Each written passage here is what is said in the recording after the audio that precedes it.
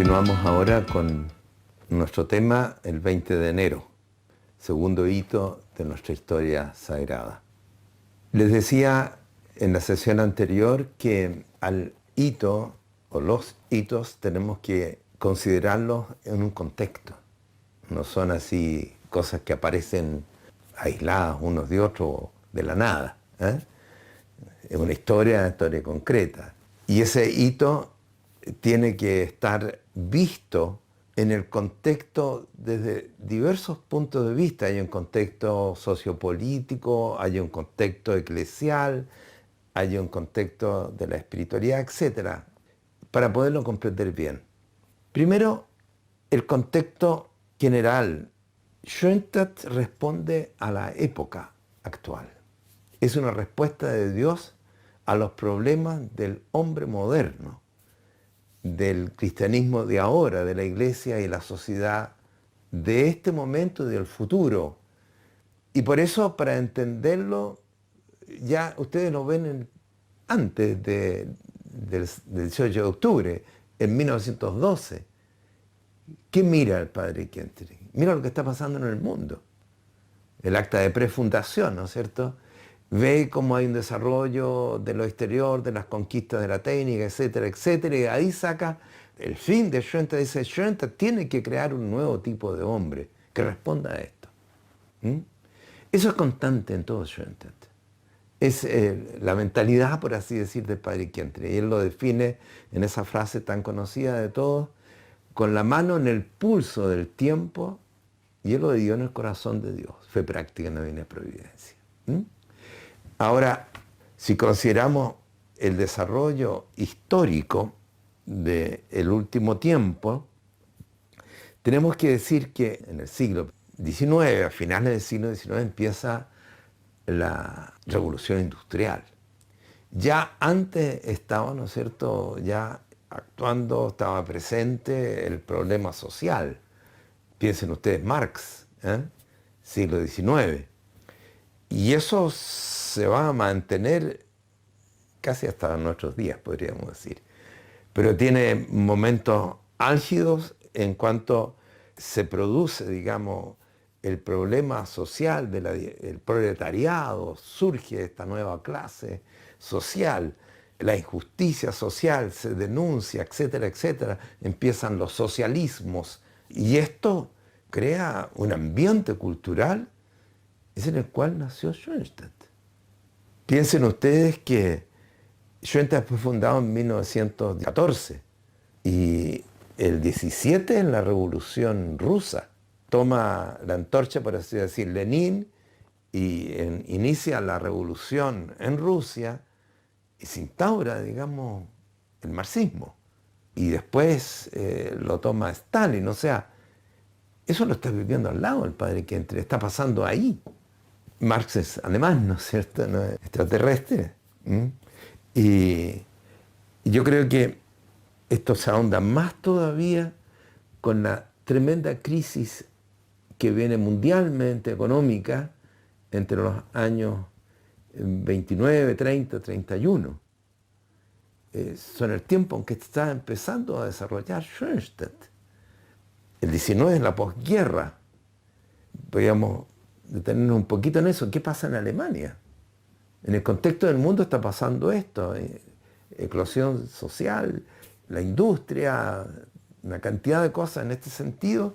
Surge el socialismo. Y en Alemania viene saliendo de la guerra. En 1919 termina la guerra. ¿Y en qué queda Alemania? En la pobreza. Y ahí este socialismo que está por todos lados, ¿no es cierto?, empieza a surgir dentro de la corriente, ¿no es cierto?, nacionalsocialista, donde está Hitler, hace que Hitler pueda pescar muy fácilmente porque le promete a Alemania rehacerse. O sea, volver a ser lo que era antes y mucho más.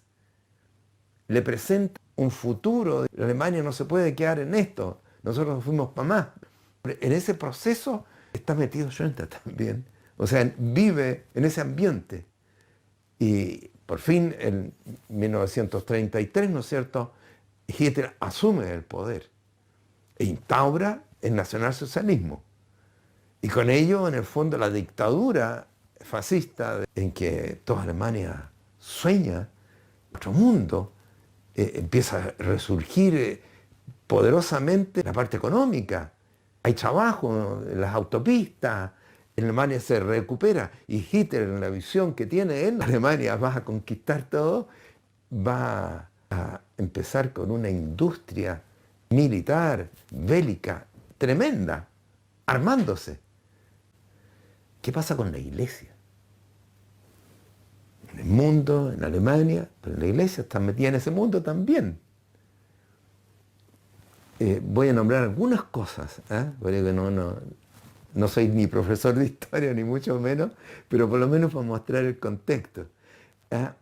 Pero vean ustedes, en la iglesia tenemos, el siglo XIX todavía, León XIII. Y León XIII, con Rerum Novarum, esa famosa encíclica que da respuesta a los problemas sociales. A todos los problemas, digamos, a las desviaciones que se habían producido y a lo que tenía que suceder de parte de la iglesia.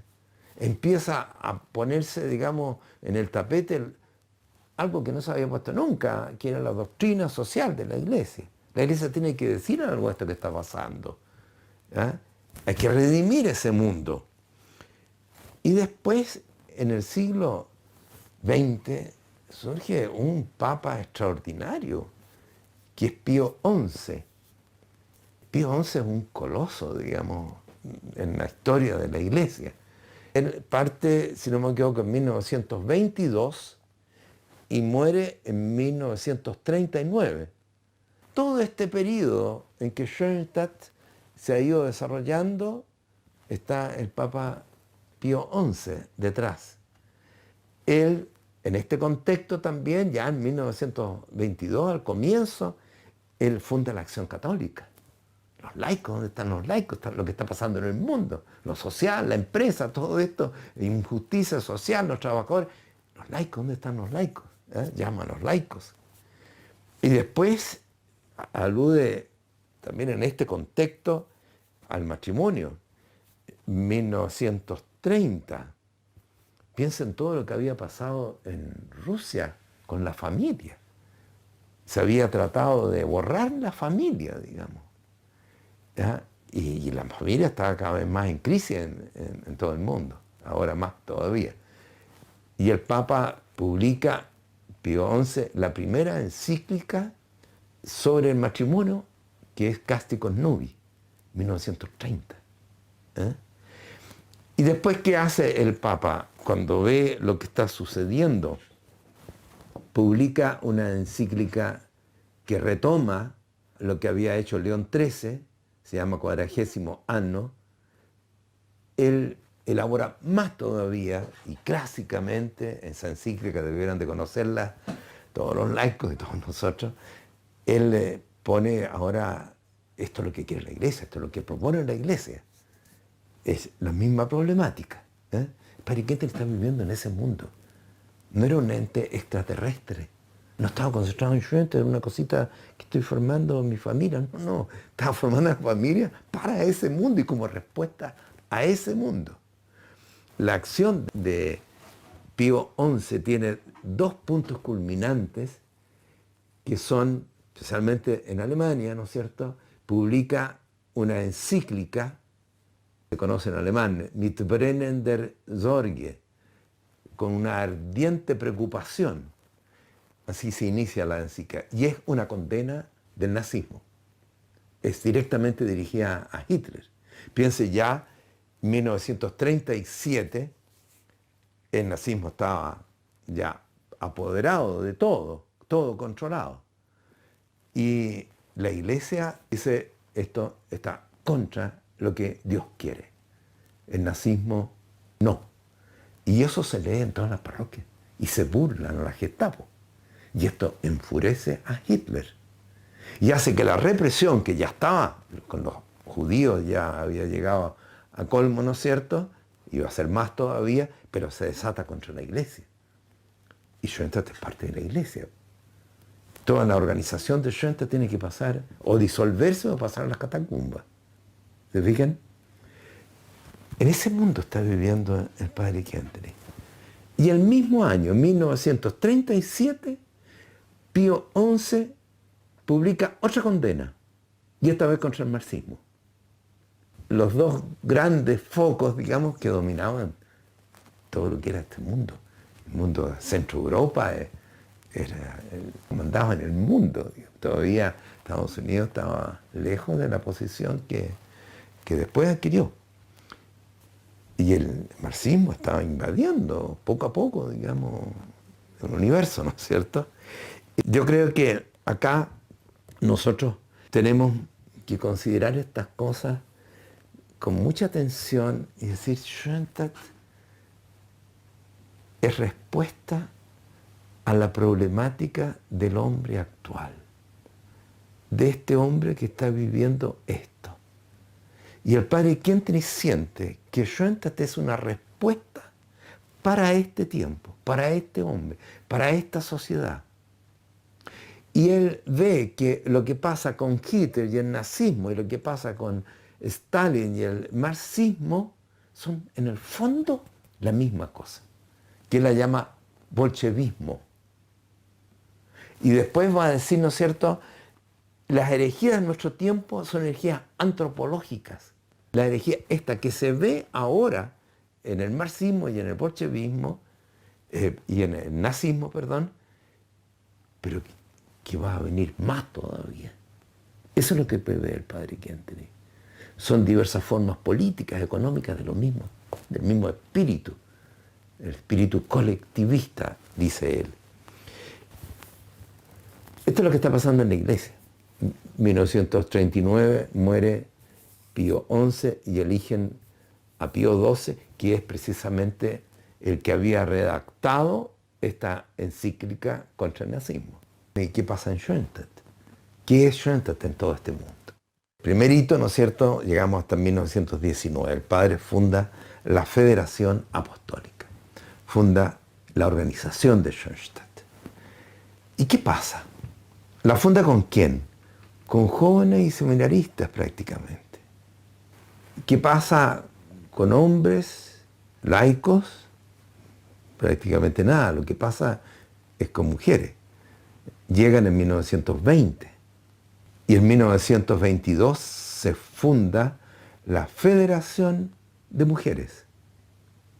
Por otro lado, estos seminaristas, sacerdotes diocesanos de Schoenstatt y palotinos también, que se agregan a la iniciativa del padre Kentenich, están en sus parroquias, y ahí toma más cuerpo lo que diríamos hoy día la liga, schoenstattianos en las parroquias, especialmente, y el padre pone el acento en ayudar a esos sacerdotes a través de jornadas, de cursos de psicología, de pedagogía y varias cosas, digamos, que van orientadas a los sacerdotes para ayudarles a que formen este hombre nuevo que él está buscando.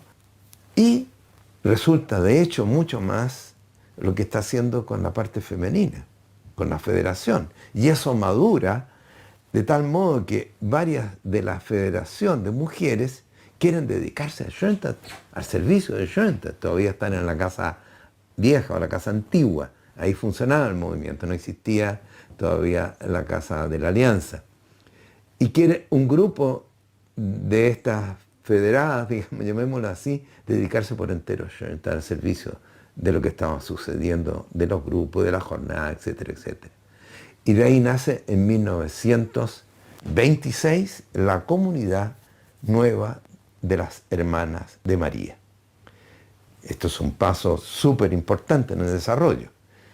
1926, a los pocos años, ¿no es cierto?, empieza a surgir, como lo explicábamos, el desarrollo con el socialismo, nacionalsocialismo, Hitler, la crisis social, etcétera, etcétera. Y el padre Kentenich poco a poco ve que las posibilidades de trabajo, sobre todo cuando asume Hitler, se van reduciendo. Él trata 3 veces de que se creen, surjan los hermanos de María. Se dirige primero, me recuerdo, al hermano del padre Meiningen, Hermann Meiningen, y no le resulta. Y después lo repite con otra persona.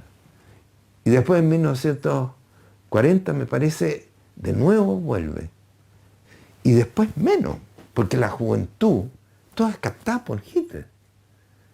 La juventud nacionalsocialista era un fuego que ardía, digamos, y que atraía todo, y poco a poco no se puede ninguna otra cosa, sino se es partidario del Führer, digamos. Quien no decía Heil Hitler no funcionaba. Se le va cortando a Schoenstatt toda la posibilidad de desarrollo. Los hombres prácticamente desaparecen, digamos. Algunos por ahí, algo, en una parroquia, un grupito, nada más. Federación de hombres, nada, ni que hablar. Hermano de María, menos, digamos. En cambio, la juventud femenina, bajo el alero de la federación y de las hermanas, subsiste en el subsuelo, en las catacumbas. Pero eso tampoco va a durar mucho. El padre trata en los años 30 de que surja algo de los matrimonios a raíz de justamente la encíclica que mencioné antes de Pío XI sobre matrimonio y familia. Conocen algunos la jornada que dio el padre sobre pedagogía matrimonial. No resulta nada de eso.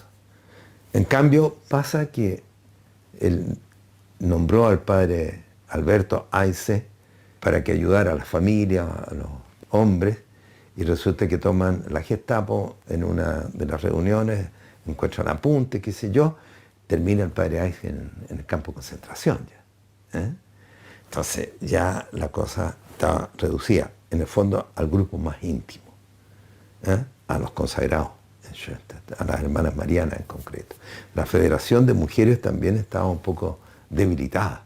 ¿Y qué ve el padre Kentenich? Tenemos que dar respuesta a esto. Dios nos está hablando. Dios nos está poniendo exigencias. Y en 1939, en Suiza escribe la segunda acta de fundación. Y ahí, ustedes la conocen, no puedo detenerme en ello, pero una de las cosas fundamentales que dice, tenemos que asumir en la alianza de amor la entrega en la profundidad del poder en blanco. Y eso lo asume ¿quién? Lo asume la pequeña familia. El grupito que estaba con el padre Kentenich, los asesores, los sacerdotes diocesanos de Schoenstatt, estaba la Casa de la Alianza, ¿no es cierto?, lo que se llama la Mesa de Rey Arturo, donde estaba el padre con algunos colaboradores, pero cada vez cortándose las alas, digamos. Lo único que estuvo realmente fuerte durante todo ese tiempo fueron los retiros para sacerdotes. En los años 30, ya a partir de los años 20 y tanto, ¿no es cierto?, los retiros sacerdotes venían cientos. Eso se podía. Hitler todavía no se había metido. Llegó a través del padre Ayse, digamos entre comillas, la Gestapo ve quién está detrás y el padre Kentenich. Y ahí entonces la Gestapo va a aparecer en Schoenstatt justamente cuando se estaba iniciando un retiro de sacerdotes diocesanos, vienen a buscarlo para hacer un interrogatorio. Y ahí empieza ya más directamente la historia del 20 de enero.